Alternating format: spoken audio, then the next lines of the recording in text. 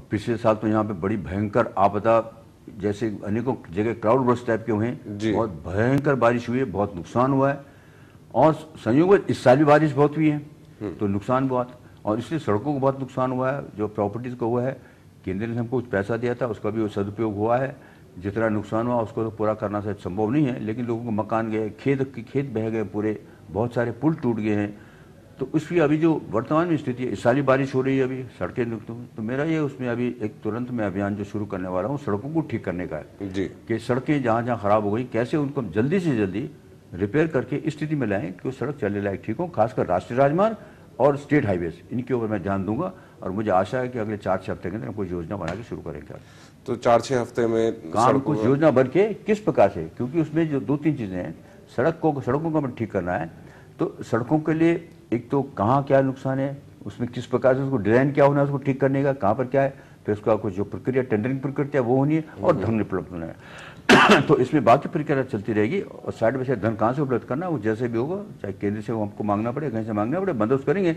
तो इसमें प्रक्रिया में आप 3-4 महीने तो लगेंगे, लेकिन हमारा उद्देश्य है कि अगले बारिश से पहले सब चीजें ठीक हो जाए। और भी बहुत सारी समस्याएं हैं, बिजली है, पानी है, इन सब के ऊपर भी कार्य चलता रहेगा। हाँ, बिजली और पानी की समस्या हमारे पास रहती है। इस साल अभी कहते हैं मुझे बिजली की स्थिति थोड़ी ठीक है बारिश की वजह से, लेकिन हमारी चिंता है। और ऐसा है कुलिन जी, इसमें भी दुर्भाग्य से हमारे जो बड़े हाइडल प्रोजेक्ट हैं वो कोई पूरे नहीं हो रहे हैं जी। और 10 साल से जब से हमारा प्रदेश बना है एक भी मेगावाट नया जुड़ा नहीं है, और जबकि हमारी पोटेंशियल 30,000-40,000 मेगावाट है जी।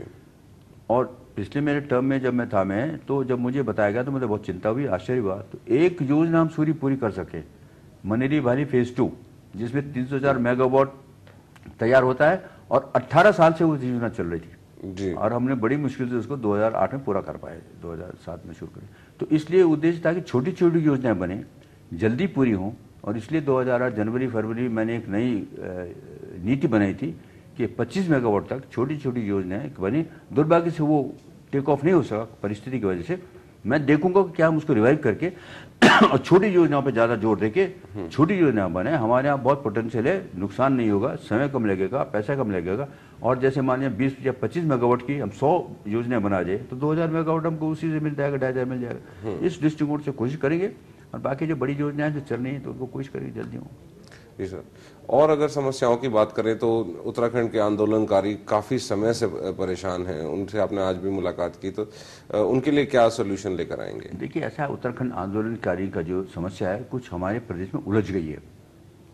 जब आंदोलन हमने शुरू किया था तो मैं क्योंकि आंदोलन में बहुत सक्रिय भागीदार रहा हूँ। मैं 91 में मुख्य MP बना और 2000 में प्रदेश बना। कोई 92, 93, 94 से खासकर बहुत तेजी से ये चला और मैं भारतीय जनता पार्टी का प्रदेश के लिए उत्तरांचल का अध्यक्ष भी बनाया गया संघर्ष समिति का। तो वो हमने पूरा वातावरण देखा है। मैं इसलिए इसका बात कर रहा हूँ कि उस समय आंदोलनकारियों को ये क्या मिलेगा, क्या नहीं मिलेगा, क्या लाभ होगा, फायदा, कोई चिंता थी नहीं, उसकी बात ही नहीं थी। सिर्फ अपने उत्तराखंड के हित के लिए, विकास के लिए भ्रष्टाचार के खिलाफ लड़ाई लड़ी जाती। अब हमको बीजेपी की सरकार आई और मिल गया। मिलने के बाद बहुत सारी आकांक्षाएं, अपेक्षा हुई। पुरानी तिवारी जी की जब सरकार थी उन्होंने कुछ नौकरी देने का बंदोबस्त किया, फिर धीरे धीरे मांगे बढ़ी, जो भी है कि पृष्ठभूमि है। अब जब मैं मुख्यमंत्री बना था तो मैंने कहा था कि अभी आंदोलनकारी कितने लोगों ने कहा हमको चिन्हित नहीं किया गया। तो मैंने एक कमेटी बनाई थी जिसमें जो बहुत पूरे वेल नोन आंदोलनकारी थी उन्हीं की बनाई थी, एक अध्यक्ष और 13 जिलों से हर एक जो के आंदोलनकारी सब जानते थे।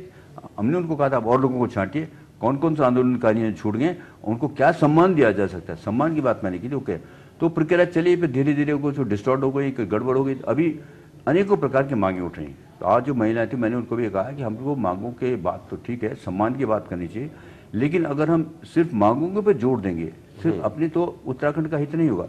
तो कहीं ना कहीं मैं कोशिश करूंगा एक कॉम्प्रोमाइज करने की कि जो आंदोलनकारी छूट गए हैं, रह गए हैं, उनको किस प्रकार से सम्मान दिया जाए ताकि उनको ये लगे कि हमने जो योगदान किया है उसके बारे में प्रदेश हमको स्वीकृति करता है। इस पर बातचीत करके कुछ रास्ता निकालना पड़ेगा। जी सर। सर, हमने अभी पहले लोकपाल की बात की, एक और बात है जन अधिकार की, इस पे भी आपने कल कहा था, इस पे क्या किया जाएगा, इसमें क्या कराना चाह रहे हैं? उसमें देखिए दो तीन चीजें और मैंने की थी। एक तो ये लोकपाल वाली थी, एक मैंने यहाँ पे जो प्रॉपर्टी का अधिकारियों का और मिनिस्टर्स को और अधिकारी को मैंने 1 महीने का समय दिया है। सब अपने अपनी प्रॉपर्टी का डिटेल दें, लेकिन क्यों कुछ न कुछ झिझक रहती है देने में। तो मैंने 15 अक्टूबर का डेट दिया है, उसके संदर्भ अपने को देनी पड़ी।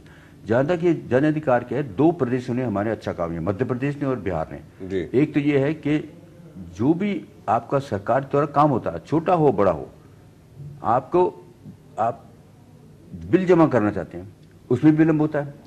आप किसी अपनी अधिकृत सूचना को भी देना चाहते हैं, आप कोई सर्टिफिकेट चाहते हैं, आप पासपोर्ट चाहते हैं, ये चाहते हैं, उसमें भी बिना विलंब होता है, क्योंकि कोई है नहीं। तो मध्य प्रदेश ने एक अच्छी चीज शुरू की थी कि समय सीमा बांधी थी। कुछ लिस्टें, इस लिस्ट में इतना समय लगेगा, इस समय से ज्यादा लगेगा तो किसके ऊपर क्या फाइन पड़ेगा, उसको मैं प्रदेश में लगाना चाहता हूँ। इसी प्रकार थोड़े दिन पहले बिहार में उन्होंने जो बेनामी प्रॉपर्टी थी उसको जब्त करने का किया है। तो मैंने ये भी अपने यहाँ डायरेक्शन दिए कि उसी प्रकार का बिल हम उत्तर प्रदेश में, उत्तराखंड में बना सकते हैं।